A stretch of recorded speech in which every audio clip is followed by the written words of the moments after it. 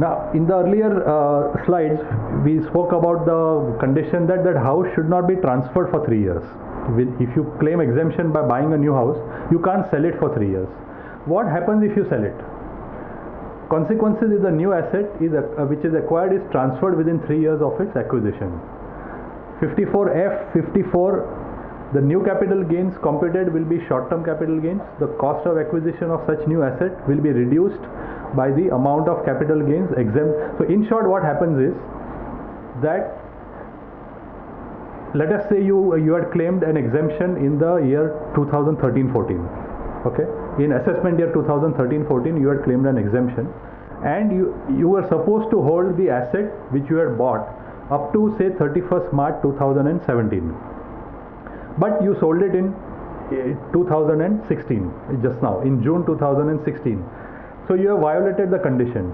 So whatever was the capital gains which was claimed as exempt in that earlier year will now be treated as in capital gains of the current year, and you will have to pay tax on that current year, in the current year on that capital gains.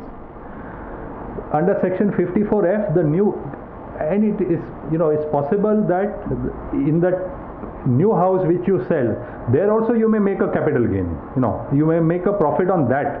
So that will be that capital gain will obviously be treated as short term because you have sold it within 3 years. So anyway, it is a short term thing. And the capital gain which was exempted earlier under 54 will be considered a long-term capital gain of the year in which the condition is violated. That means the new asset is sold. Under 54F, if the security of bond is converted into money or if any loan is taken against it, then the capital gains exempt. So you cannot even mortgage the property to take a loan. You have to keep it free without any lien. So these are the conditions that bind you. If you violate, it becomes taxable. Now there is a concept called capital gains account scheme. Anyone is aware of this capital gains account scheme? So if you go back to the conditions for claiming the exemption, there was a period given within which you can purchase a house or sell the construct the house. 2 years from the date of transfer of your asset you can purchase, or within 3 years you can construct, correct? So let us take an example of last year 2015-16, for which we are now all filing the returns, correct, right now. In the financial year 15-16 you sold a house and you decide to claim, you feel that you don't want to pay the tax, you would rather buy another house and claim exemption. Now you have 2 years, so let us say you sold the house on 31st December 2015, correct? You have 3 years to construct or 2 years to purchase. So you have up to 31st December 2017 to purchase a new house and claim exemption. But by 31st July 2016 you have to file last year's return. So what do you do then?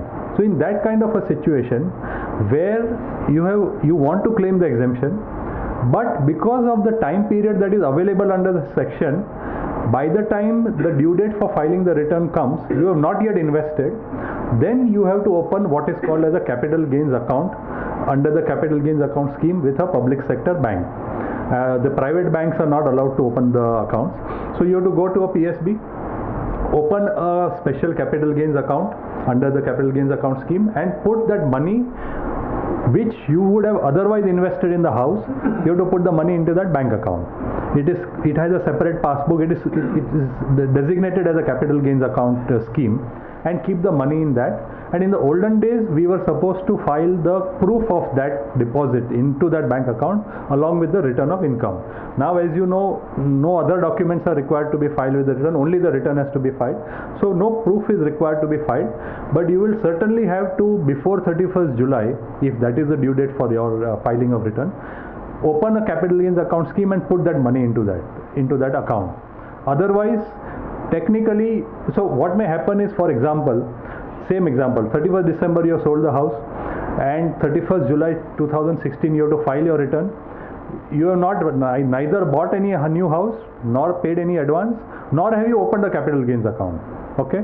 But in your return you claim the exemption, saying that I am going to invest, and then by 30th September 2016 you actually buy a house. So theoretically you have complied with the condition, but this condition of opening a capital gains account scheme and putting the money into that has been violated, so you have very, very strong likelihood of not getting the exemption. You may fight it, and if some judge is very lenient, he may be sort of nice to you and take a concessional view, but 99% you will not get the exemption. So be very careful. If you are planning to claim exemption, ensure that the capital gains account the bank account is opened with a public sector bank.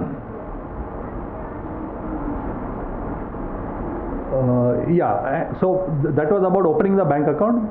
But if after opening the bank account, putting the money in that, claiming the exemption, and at the end of the 2 years or 3 year period, whatever is under which you are claiming the exemption, if there is some amount remaining, then what happens? So you put in 1 crore in the account. Over the next 2 years, you kept on making slab-wise payments to the builder, and you paid him 99 lakhs and 90,000, and that was the total cost. 10,000 is no more payable. So 10,000 is excess, it is lying unutilized. So you will have to withdraw it.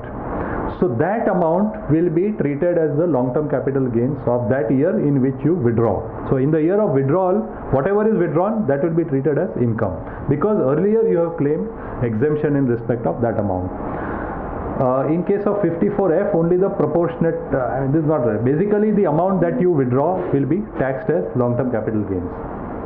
I already spoke about this. It was introduced, the capital gains account scheme was introduced in 88. We already covered this. When we are talking of capital gains, we cannot obviously ignore the most important, most popular exemption that is available for capital gains, which is for long-term capital gains from listed shares and units of equity-oriented mutual funds. So any income from the transfer of long-term capital asset, being equity share in a company or unit of equity-oriented mutual fund, where the transaction is chargeable to STT. In short, in case of listed shares, when you sell on the stock exchange, STT is charged by the broker. And if that share is long term, then the entire gains is exempt under section 10, subsection 38, because STT has been charged. And similarly, when you offer your units in an equity oriented mutual fund back to the mutual fund, if it is held for more than 12 months, it is long term. The mutual fund will charge STT on that, and therefore that gain will also be exempt from tax. So the shares therefore have got to be listed shares. Mutual fund, that requirement is not there. Only requirement is it should be equity oriented.